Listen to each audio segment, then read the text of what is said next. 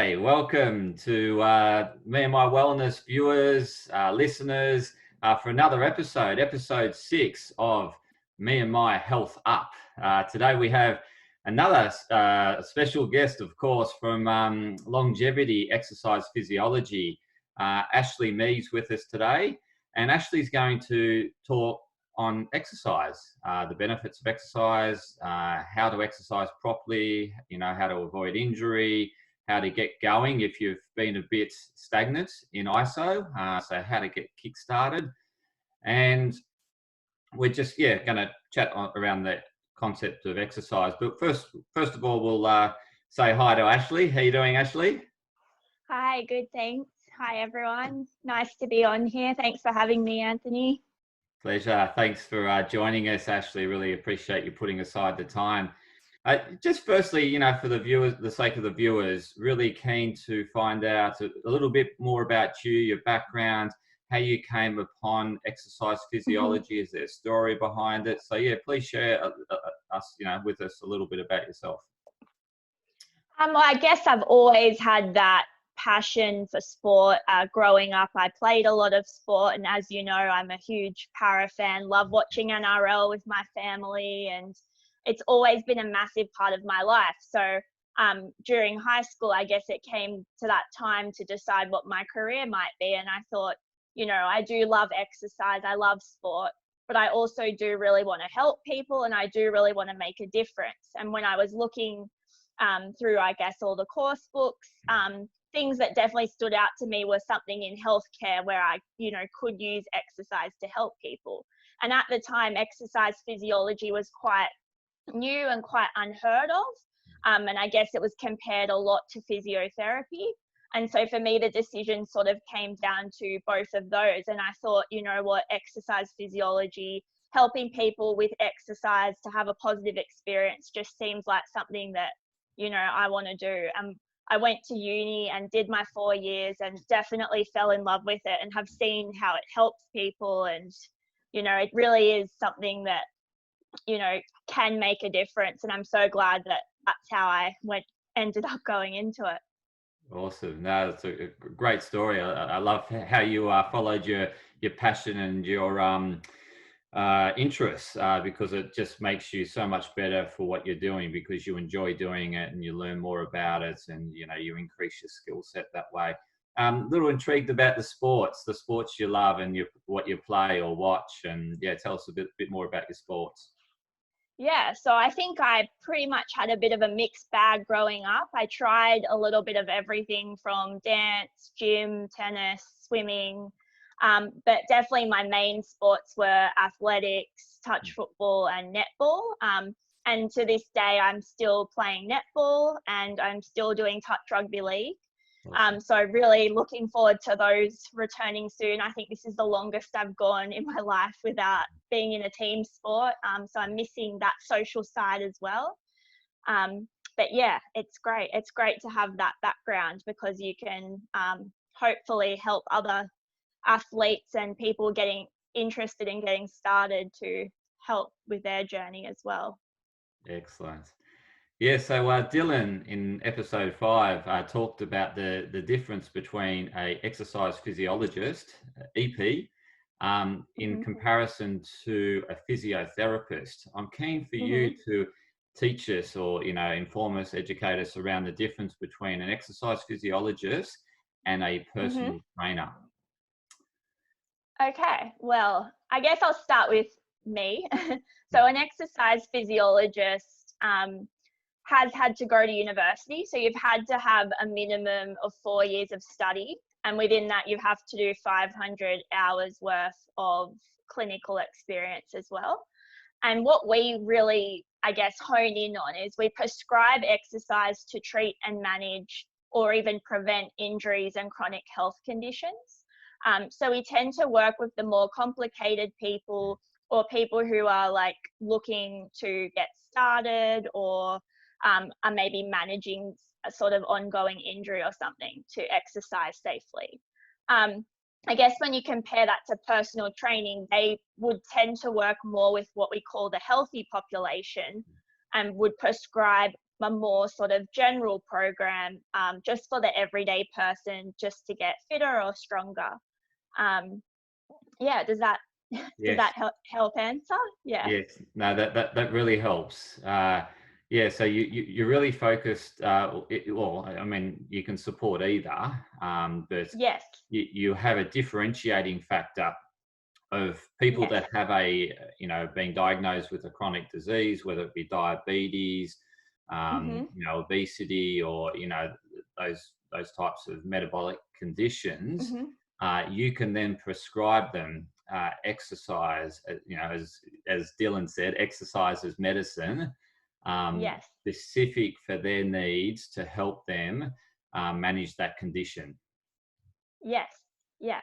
And that's Yeah. what's really cool. And I mean, the chances are that your exercise physiologist has worked with someone or has seen a case of someone like yourself with your condition exercising. And I think that's what's really important, is to know you're in safe hands.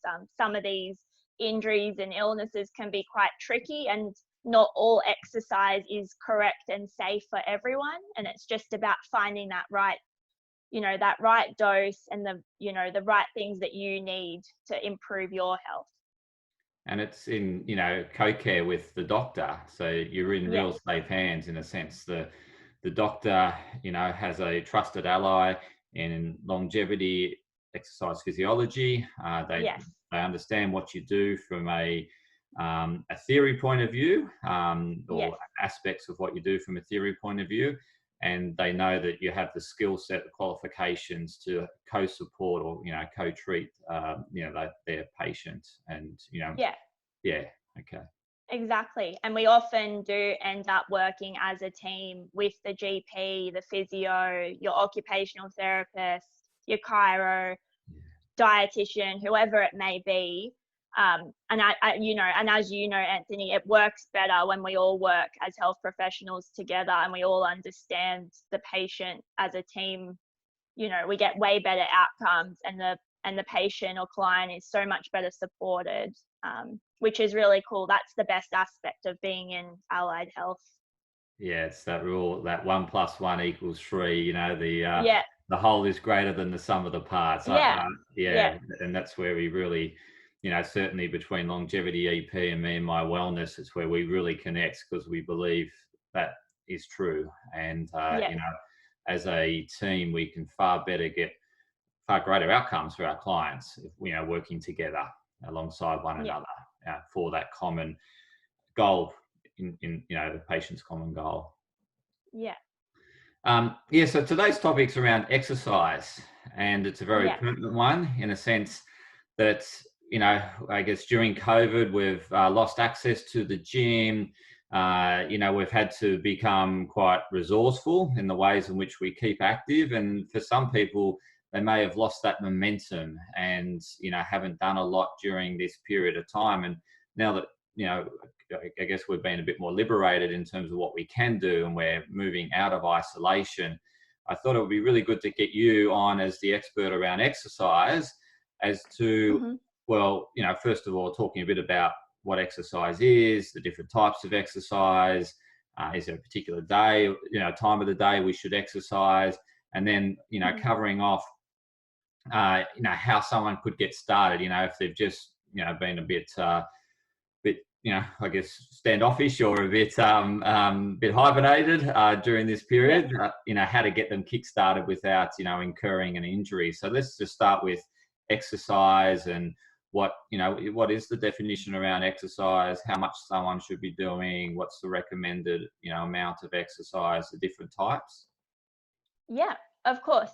So I guess when we talk about exercise, it's good to, I guess, compare it to the other term, physical activity. Yeah. So physical activity is just when we're getting up and down, we're moving, we're using energy, for example. Exercise tends to be defined as more specific. So you've actually planned to move your body. You've actually planned to get your heart rate up or to strengthen your muscles. And it's usually done for a certain time period. Yeah. So in Australia, we have government guidelines, and most people are familiar with, the dietary guidelines or the food pyramid. And we also have a similar, guideline for exercise. And for every Australian for good health, the government recommends 150 minutes of aerobic activity a week of about moderate intensity. Yep. If you're training more vigorously and your heart rate's up, you could do about 75 minutes. So we call that 75 minutes of vigorous activity a week, as well as 2 strength sessions a week. Okay. So a lot of us either get one or the other, and are often not getting the whole lot. Yeah. It can sound like a really scary number, and I guess that's what my job as an EP is to help people to eventually achieve those guidelines and maintain good health through exercise. Keen to get a better understanding of what's defined as, like, you mentioned moderate intensity, you know, like you know, up to 150 minutes, and then if you go to high intensity, it's 75 minutes. So what's the definition around moderate, high, low intensity? Yep. So I like to think of moderate intensity on that scale of 1 to 10 as being about a 5 to 6. And if you were going for a walk with a friend, your heart rate's up and you're a little bit breathless, but you could definitely still maintain a conversation. Okay. So yeah, we'd be looking at 150 minutes of medium to fast paced walking a week. Yep. But of course, if you started to do some jogging or did a high intensity circuit or played some sport, your minutes could obviously come down. But of course, the more exercise, the better. So, you know, do as much as you can. Yeah. And you mentioned 2 strength sessions in that week. Is that incorporated in that 150 minutes, or is that in addition? So that's in addition. So they've actually added that fairly recently because of all of the scientific evidence coming through about the benefits of strength training. Yeah. In some ways, you might do a circuit and you might get some cardio and some strength at the same time, but it's also good to do some isolated resistance training as well. Okay. And how long should that strength and conditioning training be? What's the guidelines? Sorry. All good. Technology. That's okay. Yeah, so my question was around the strength, you know, it's in addition to the 150 minutes. How long should you be doing that strength resistance training for? So that's completely individual. If you're a beginner or you have a complex condition or injury, that might only be a small amount of time. Yeah. But you know, like let's say on average, you're probably going to be doing a 20-minute to 40-minute session if you're targeting most muscle groups. Okay. And again, it doesn't have to be, I guess most people's head would go to gym, heavy weights, extreme lifts. Yeah, all that stuff's really great, but it's not necessarily correct for everyone. And 2 strengthening activities a week might just be some light body weight strengthening exercises to get you started if that's where you're at, if you're a beginner. Yeah. Okay. So yeah, so it's really important to, you know, come and see you for that advice as to what's the right strength and conditioning training for that, you know, for that particular goal and outcome.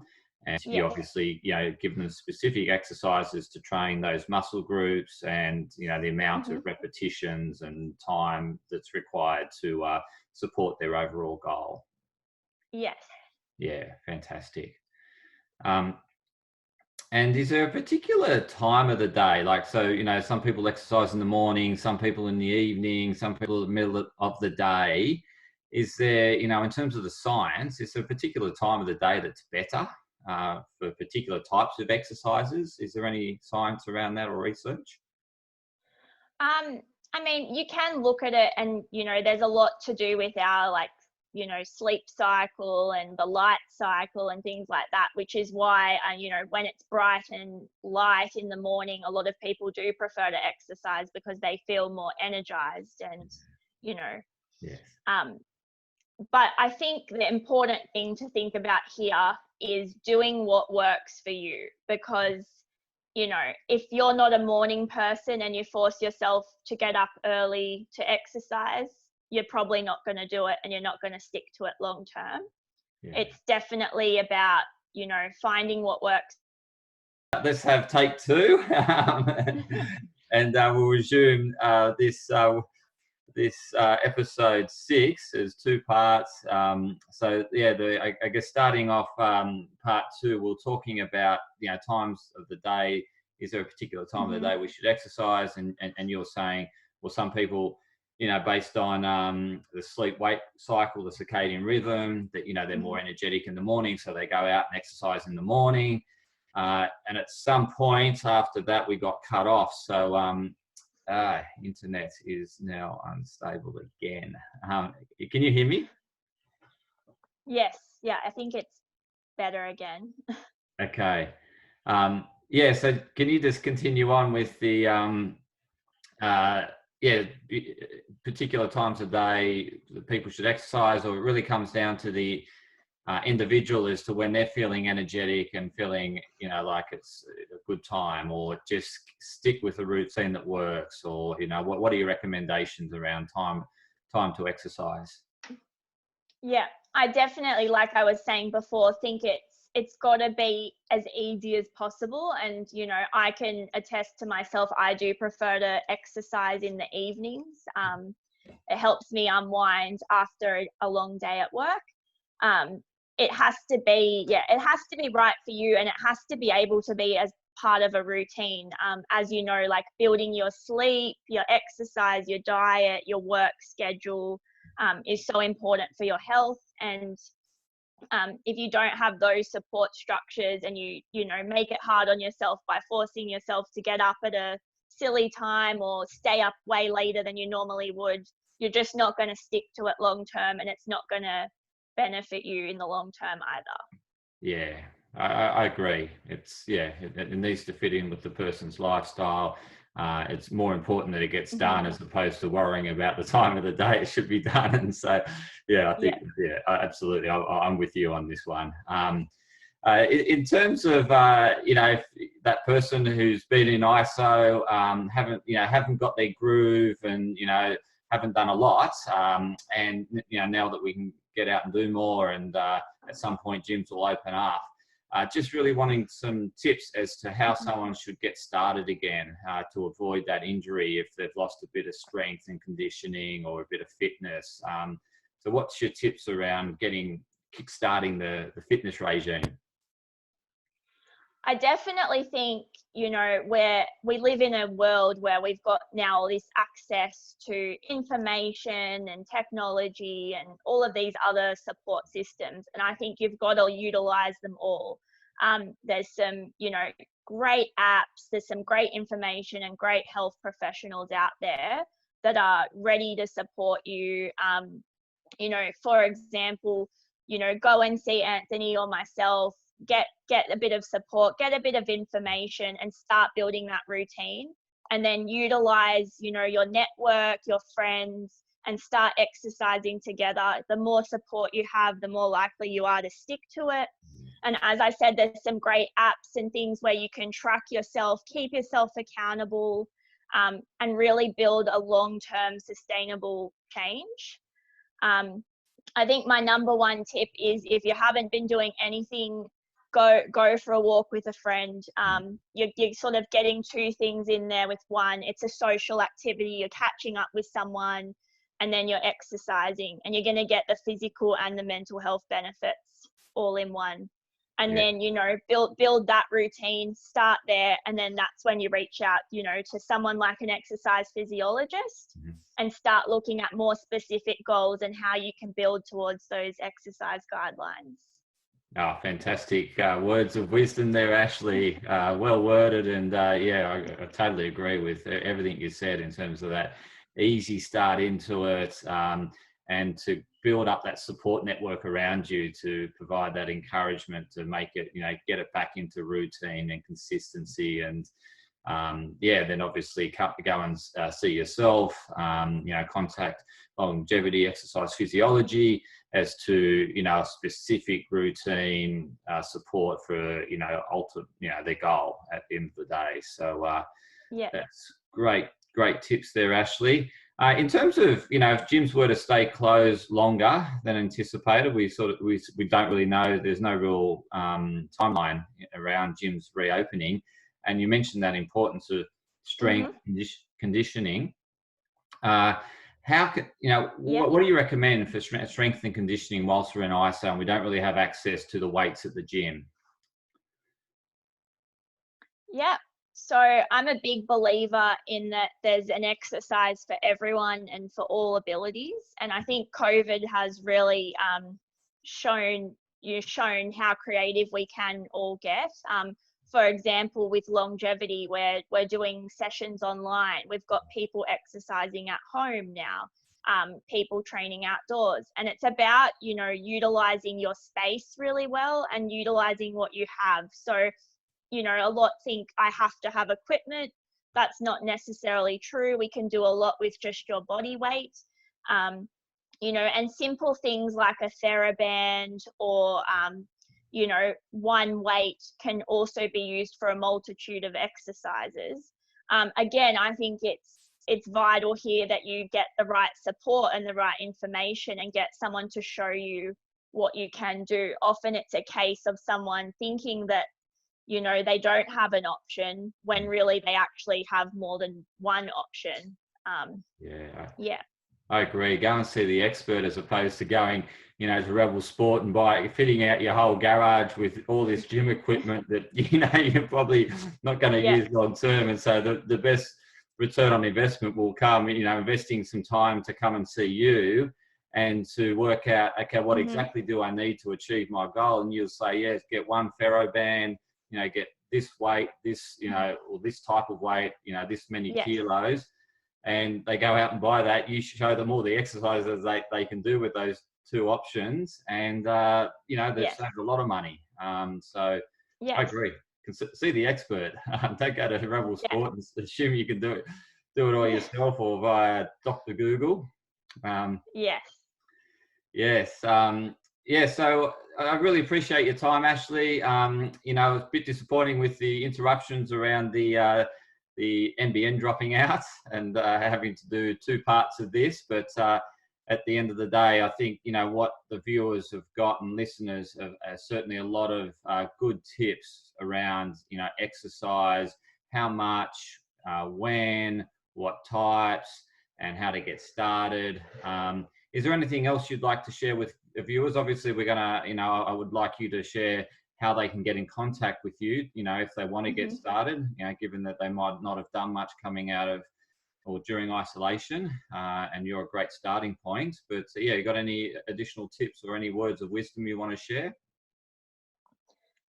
Well, it is Exercise Right Week, so this has been a really timely podcast.